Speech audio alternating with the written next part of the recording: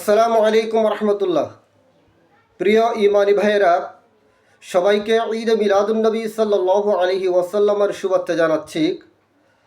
আসছে আগামী 13 সেপ্টেম্বর পবিত্র ঈদ মিলাদুন্নবী সাল্লাল্লাহু আলাইহি ওয়াসাল্লাম উদযাপন উপলক্ষে ফটিকছড়ি থানার অন্তর্গত পাইন্দং পশ্চিম হাচ্চকিয়া মসলকে আলা হজরত শূন্য জামে মসজিদ এবং গাউসিয়া কাদিরিয়া তৈবিয়া শূন্য মাদ্রাসার মাঠ প্রাঙ্গণ হতে 13 সেপ্টেম্বর সকাল 8 ঘটিকা হতে এক জুলুস শরীফ বের হবে। বিশেষ করে পিক আপ, সিএনজি, মোটরসাইকেল যুগে জুলুস শরীফ হবে।